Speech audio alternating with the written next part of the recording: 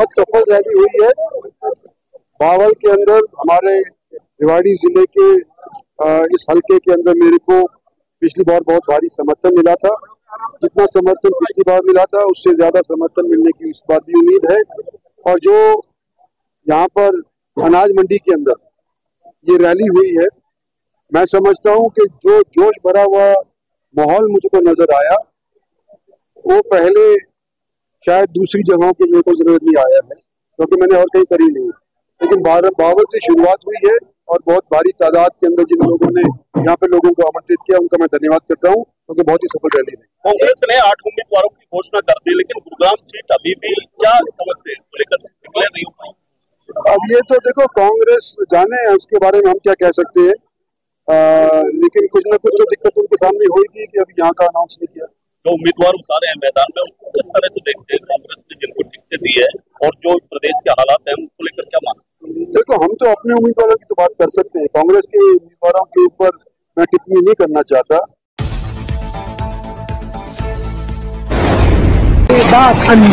यह चुनाव देश के निर्माण का है। मोदी की सोच 2047 तक विकसित भारत बनाने की है। बावल में आयोजित चुनावी सभा में बोले भाजपा प्रत्याशी राव इंद्रजीत सिंह।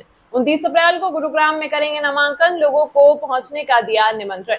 रेवाड़ी गुरुग्राम लोकसभा क्षेत्र से भाजपा उम्मीदवार राव इंद्रजीत सिंह ने बावल में आयोजित चुनावी सभा में लोगों से विपक्ष के उम्मीदवारों के बहकावे में नहीं आने की बात कही। उन्होंने कहा कि अभी विपक्ष ने उनके सामने किसी उम्मीदवार को नहीं उतारा है, हमारा किसी से मुकाबला भी नहीं है। फिर भी यदि वे छोटे विकास के नाम पर सवाल करके बरगलाएं तो उन्हें यह चुनाव देश के निर्माण का बताना। इससे पहले करीब 25 विभिन्न जातियों के संगठनों ने राव का पगड़ी बड़ी माला पहनाकर स्वागत किया तथा बावल विधानसभा क्षेत्र से गत चुनाव की तुलना में अधिक मतों के अंतर से जिताकर छठी बार संसद में भेजने का भरोसा दिलाया। इस दौरान उन्होंने लोगों को 29 अप्रैल को नामांकन करने के समय गुरुग्राम पहुंचने का भी निमंत्रण दिया।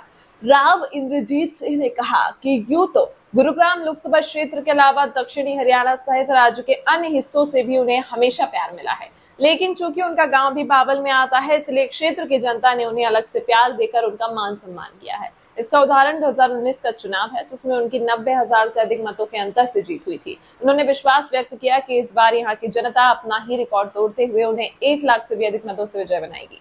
राव ने कहा कि जनहित की सेवा की सोच रखने वाली भाजपा ने तो पूरे राज्य में समान विकास कराया है, लेकिन चूंकि वह गुरुग्राम क्षेत्र से चुनाव लड़ रहे हैं इसलिए यहाँ की बात करना जरूरी है। बावल में भारी विकास हुआ है जिससे यहाँ की जनता संतुष्ट है। उन्होंने बावल में हुए विकास के लिए जन स्वास्थ्य एवं लोक निर्माण मंत्री डॉक्टर बनवारी लाल की भी तारीफ की। राव ने वह 5 बार सांसद बने हैं, पिछले 45 सालों से चुनाव लड़ रहे हैं, लेकिन इस बार का चुनाव सबसे महत्वपूर्ण है क्योंकि यह इलेक्शन देश के निर्माण का है। भाजपा के शासनकाल में जीडीपी 6.5% बढ़ी है, विदेशों में भारत की साख बढ़ी है। प्रधानमंत्री नरेंद्र मोदी ने एक सपना भी दिखाया है, आजादी के 100 साल पूरे होने अर्थात 2047 में विकसित देश बनाने का।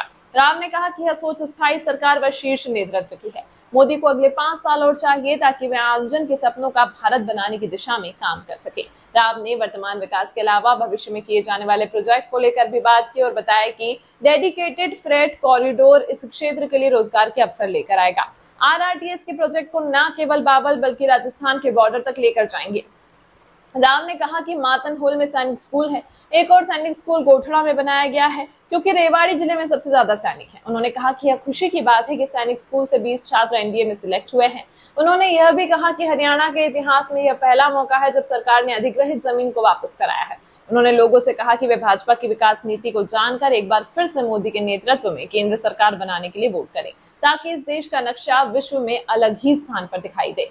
नहीं आए हरियाणा प्रभारी विप्लव देव। भाजपा प्रत्याशी राव इंद्रजीत ने कहा कि इस चुनावी सभा में हरियाणा प्रभारी विप्लव देव को भी आना था, लेकिन उनकी मजबूरियों ने उन्हें रोक दिया। चुनावी सभा में मुख्य तौर पर जन स्वास्थ्य मंत्री डॉक्टर बनवारी लाल, नारनौल के विधायक ओपी यादव, जिला परिषद चेयरमैन मनोज यादव, प्रदेश प्रवक्ता वंदना पोपली, एडवोकेट कमल निम्बल, सतदेव यादव के अलावा महेंद्र सिंह भांडौर व अन्य नेतागण उपस्थित रहे। रैली में महिलाओं की भी भारी संख्या मौजूद थी। फिलहाल इस अंक में इतना ही। अब मुझे दीजिए इजाजत। नमस्कार।